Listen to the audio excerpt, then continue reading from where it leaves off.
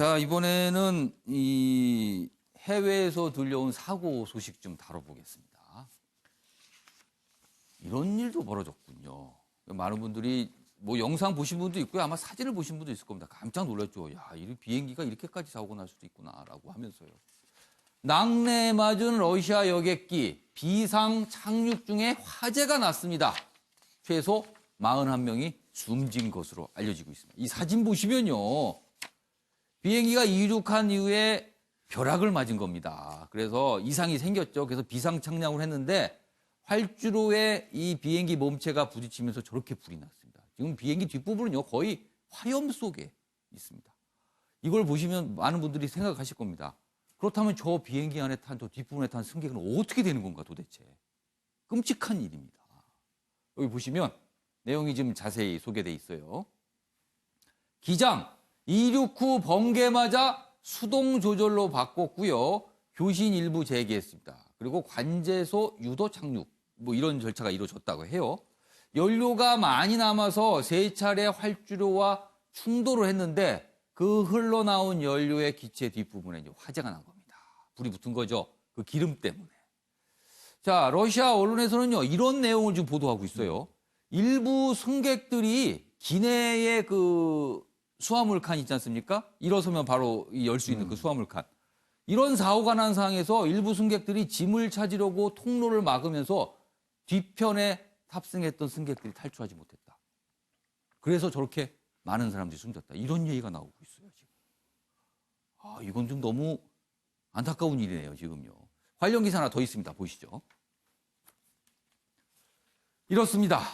한국, 일본은 최근에 있었던 두 가지 비행기 사고를 비교하고 있어요. 러시아 41명 사망, 미국 21명 부상입니다. 사망이 아니고요, 그냥 부상. 여객기 사고 대응이 운명을 갈랐다. 이겁니다. 지금 보면 표가 보이시죠? 지난 3일 미국에서도 비행기 사고가 있었어요. 그래서 이 착륙하면서 사고가 났는데 그때는 강으로 빠졌습니다. 활주로를 스쳐 지나가면서 강에 빠져서 다행히 숨진 사람 없고요. 다치기만 했습니다. 그리고 구조가 원활하게 진행됐죠. 반면에 지난 5일 러시아 이 여객기는요. 많은 사람이 목숨을 잃게 된 겁니다. 보시면 이렇습니다. 러제트기 비상 착륙 과정에서 화재가 났는데요. 승객들이 짐을 찾으려다 통로가 막혀서 오도 가도 못하고 참사를 당했다. 이 얘기입니다. 반면에 미국에서 난 이 여객기 사고는요. 승객 대부분이 군 관계자였는데 구명보트 탈 수 있도록 서로 도와가면서 다 구조를 했답니다. 여객기 사고의 승객들의 대응이 운명을 갈랐다. 이렇게 설명하고 있습니다. 자, 관련 내용 영상으로 보고요. 내용 이어가도록 하겠습니다.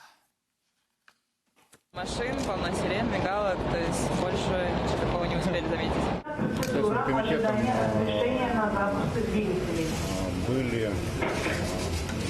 было изучено 41 тело погибших. Полученная с них информация будет исследована и сопоставлена с данными видеорегистраторов, аудиозаписями переговоров пилотов. 자, 양지열 변호사. 이거 뭐 나라 문제를 떠나서 이런 사고가 있으면은 사망자가 나오면 안 되는 겁니다. 다 구조가 돼야 되는 거거든요. 그렇죠. 사실 그리고 이제 사진을 보면 예. 러시아 여객기가 화형에 휩싸였기 때문에 저기서 살아날 수 없는 게 당연한 게 아니라고 생각할 수가 있지만 예. 사실은 그렇지 않았던 상황인 게 뭐냐면 예. 이게 여객기는 굉장히 그 연료를 장시간을 비행을 하기 때문에 많이 싣고 떠납니다. 처음에는. 그렇겠죠. 그래서 우리 가끔 뉴스 보면 예. 어쩔 수 없이 회항해야 되는 경우는 바로 내려오지를 못하고 뱅뱅뱅 몇 시간을 돌다가 비행기 연료를 다 비운 뒤에야 내려오잖아요. 같은 공항에서 이륙 직후에는 착륙을 바로 그러니까 못합니다. 저런 일이 혹시라도 있을까 봐. 네, 그런 그렇습니다. 거죠? 근데 이 여객기 같은 경우는 낙뢰 때문에 어쩔 수 없이 연료가 가득 차 있는 상태에서 들어왔던 거예요. 급하게 낼 수밖에 네, 없었거든요. 그러니까 저게 낙뢰 때문에 불이 붙은 게 아니라 그래서 연료에 불이 붙은 거라서 사실은 기내는 상대적으로 안전했던 곳이에요. 그래서 41명의 사망자도 유독가스 질식입니다. 화재가 아니라. 그러니까 이거는 사실은 아까는 말씀하셨을 때 뭐 나라의 차이 이거가 아니지 않느냐라고 말씀하셨지만 예. 이 어떤 질서의식이나 이런 부분에서 확연하게 달랐던 차이가 있었던 겁니다. 근데 반면에 우리 여객기들 예. 가끔 우리도 불시착하는 경우도 있지만 예. 우리 승객들 안전하게 내렸다는 소식들 많이 듣죠. 그렇죠. 승무원 지도에 따라서 뭐 안 살짝 따르고 뭐 갈비뼈 정도 약간 부상이 있고 이런 정도로 나옵니다. 그렇죠. 그건 어쩔 수 없이 발생하는 예, 거니까. 예. 그러니까 평소에 안전의식이 사실 얼마만큼 중요한가가 여기서 극명하게 차이가 났던 거죠. 그러니까 예. 또 여객기 숫자를 비교해보면요. 미국의 여객기 같은 경우 143명이었고 예. 러시아는 78명이었습니다. 아. 그러니까 숫자를 비교해봐도 미국 쪽이 오히려 훨씬 위험했던 거예요. 물에 예. 빠졌던 게. 그런데도 불구하고 뭐 군 관계자들이 미국 쪽에 많았다는 것도 있지만 그러니까 위험 상황이 닥쳤을 때 내부에 있는 사람들이 어떤 의식을 갖고 있었느냐가 생명을 좌우한다는 게 극명하게 드러난 거죠. 아직까지 뭐 사고 이후 다 조사가 진행 중이라서 명확한 거는 없습니다만 러시아 언론을 통해서 이 얘기가 자꾸 나오고 있는 거예요. 통로가 당시 막혔다. 짐을 찾느라고.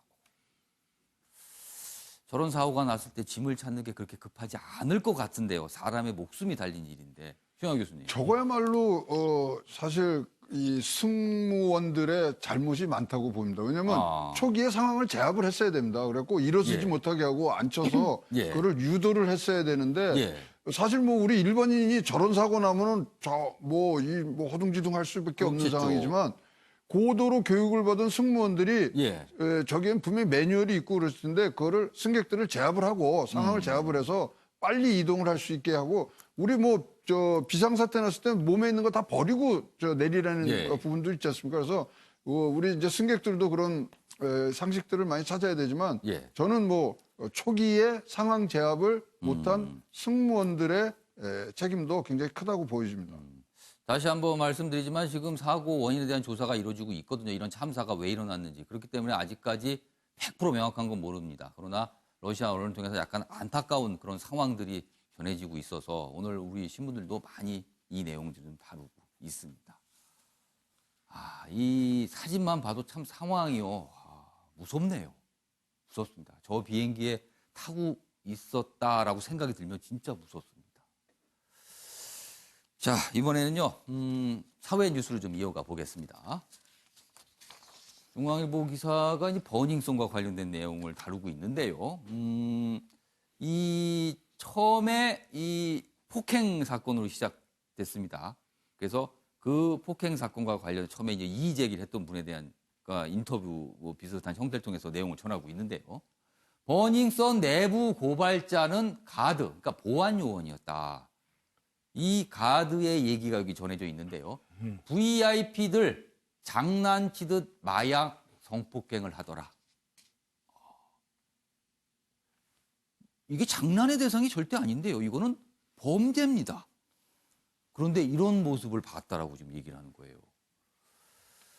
김상교 씨 폭행 목격 후 용기를 내서 제보를 한 겁니다.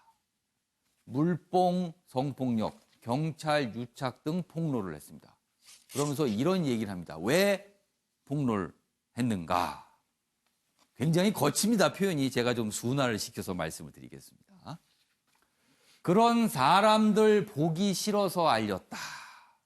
그런 사람들의 행태가 너무나 보기 싫어서 어떻게 이럴 수가 있는가가 분노를 한 거겠죠. 그래서 알렸다. 협박 당했지만 후회한 적은 없다. 이렇게 얘기를 하고 있습니다. 그 내용이 여기 좀 강조돼 있군요. 보시죠. 이 처음에 제보를 폭로를 했던 이 가드 보안 요원의 얘기입니다. 올해 나이가요 21살입니다. 굉장히 젊은 친구인데 그 젊은 친구가 보기에 너무나 기가 막힌 상황들이 벌어졌다는 거죠. 지금 일단은 제보 내용입니다. 그들이 돈이 아무리 많아도 마약, 폭행, 성폭력을 장난처럼 다루는 게 인간으로서 봐줄 수가 없었다는 거죠. 그래서 다 걸려서 한번 혼 좀 났으면 좋겠다 하는 마음도 있었다. 이렇게 얘기를 했다고 합니다. 양지열 변호사, 이게 어떻게 되는 상황입니까? 이게 도대체요. 네, 사실 버닝썬 사건이 예. 지난해 처음 이 언론에 알려졌을 때는 예. 이렇게까지 온 나라를 떠들썩하게 만들 만한 그냥 일인지 그때는 처음에 폭력 그냥 사건으로만 단순 폭행 알고 사건인데 있었어요. 왜 경찰들이 손님을 때리지 손님을 오히려 끌고 가지 때리는 게 아니라 이런 예. 식으로만 알려졌었는데 정말 큰 일로 드러났지 않습니까? 근데 그 드러나게 됐던 것이 당시에 폭행을 당했던 김상교 씨에게 실제로 버닝썬에 어떤 일이 벌어지고 있는지를 알려준 사람이 다른 사람이 아니라 지난해 4월부터 11월까지 한 8개월 동안 버닝썬 가드로 근무를 했던 당시 20살 이 청년이 그 네. 내용을 내부 고발을 했다는 겁니다. 어. 그 내부 고발이 있었기 때문에 언론을 통해서도 버닝썬이 진짜 가진 문제점들, 예. 경찰과의 유착관계, 마약이라든가 성폭행 문제 이런 부분들이 다 드러날 수 있었다라는 건데요.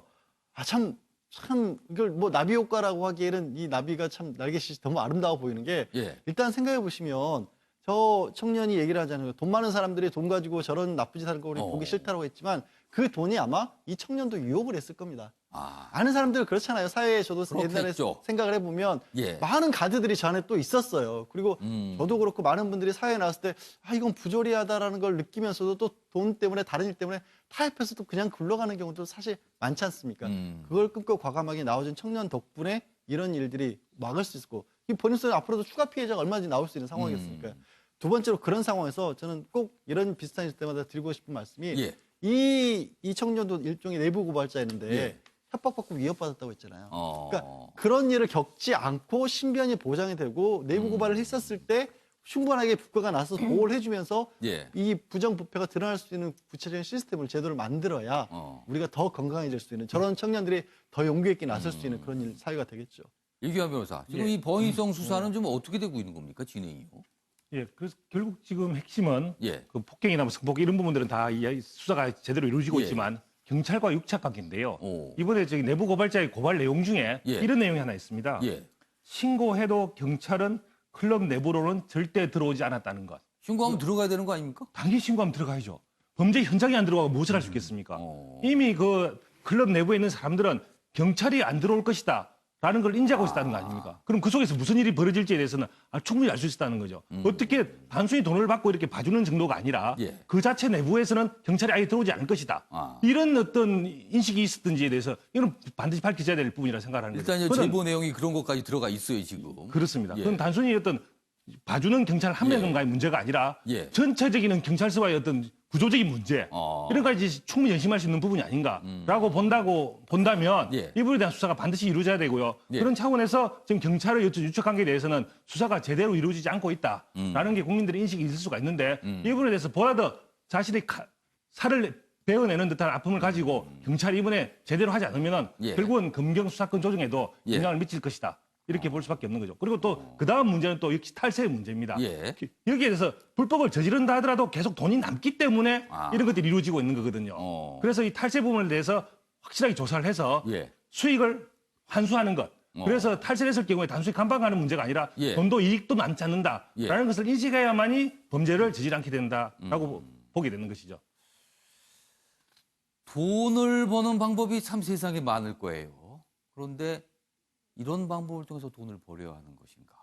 그래서 지금 많은 사람들이 관심 있게 보고 분노도 하고 그런 것 같습니다.